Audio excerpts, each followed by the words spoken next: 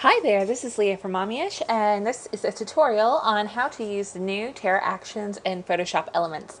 I've only been able to test from Photoshop Elements 8 and above, so if you have a lower version, I cannot guarantee that the actions will work. I'm sorry. In fact, I know there was a problem with Element 6.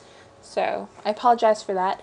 The first thing that you're going to learn is how bad I am in Photoshop Elements. So that's going to be fun. You're going to be like, oh my god, what is she doing? Because I fail at it. I don't know what else to say. I'm going to start with a little refresher on how to install your actions, your brushes, patterns, etc.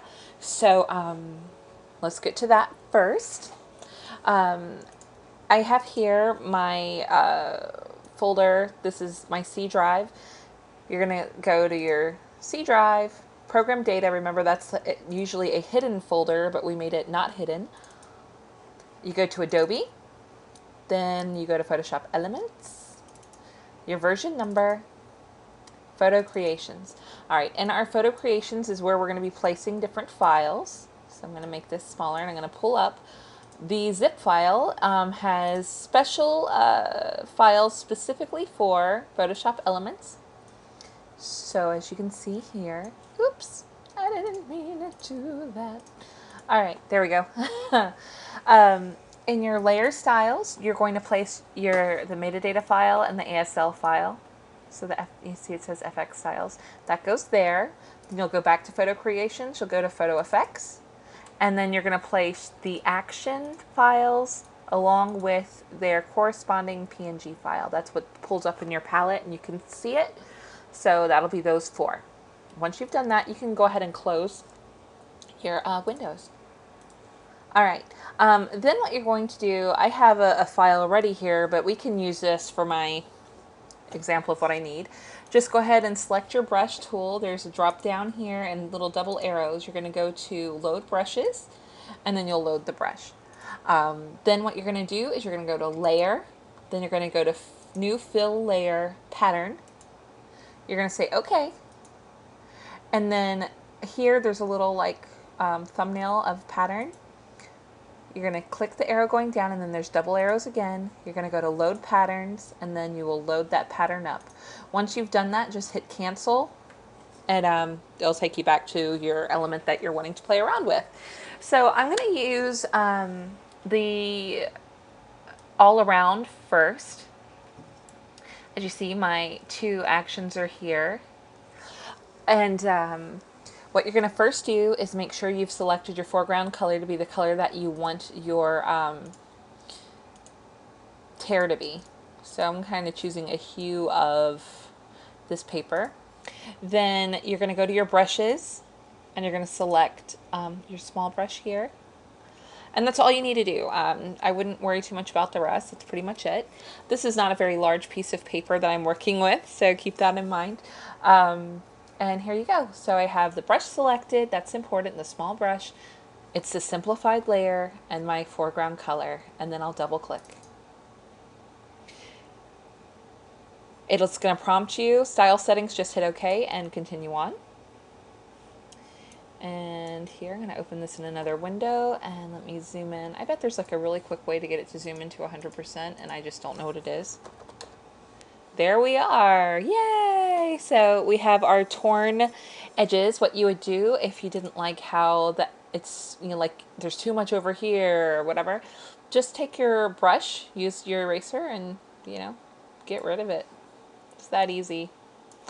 And actually, if you would like to add more, if I were you, I would create a layer underneath, like that. I would go to my layer, our styles, and it'll be here, it'll say paper tear style right there, and just go ahead and apply it to that layer. Your foreground color is already the color it's supposed to be.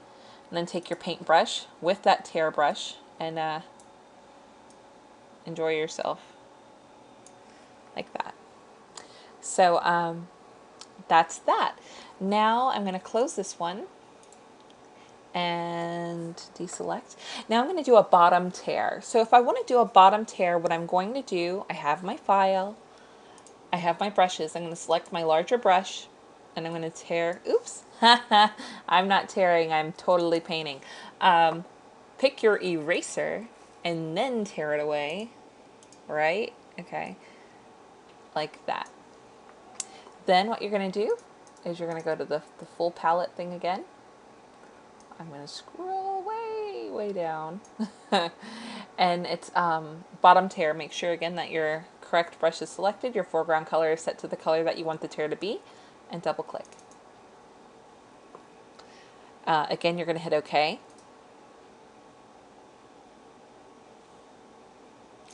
And it's done. Mine, for some reason, whenever it finishes, it's just like, I will not show you my epicness. You have to try harder to see my epicness. So there we go. We have our torn paper. Now, just as with the other one, if you don't like the tear, you can always add and take away. I'm going to take away, and I'm going to use a smaller brush for this one. And I do have the eraser selected, yay. And just get rid of it, of the parts that I don't want. See? And there you are, a custom paper tear. And it really isn't hard to do. And the nice thing, I think, is because you have the style for the paper tear, and you have the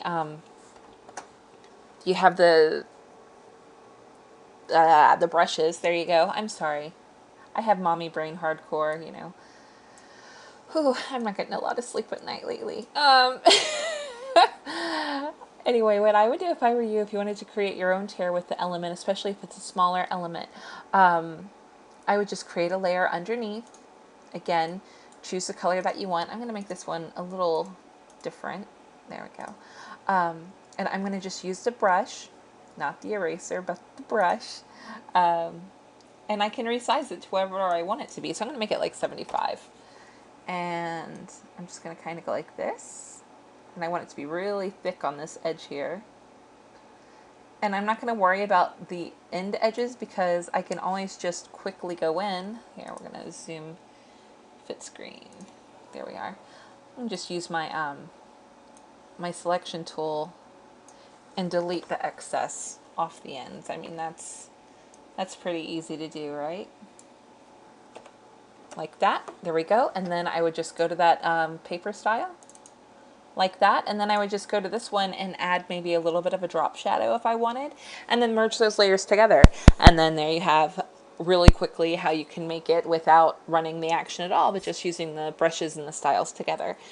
It's just a bit faster when you use the action. And that's it. That's how we use our new actions in Photoshop Elements and how to load them. I hope this has been informative and helpful, and that you don't think I'm too much of a crazy person. And and that you'll have a great day and Happy New Year. Have a great one. Bye-bye.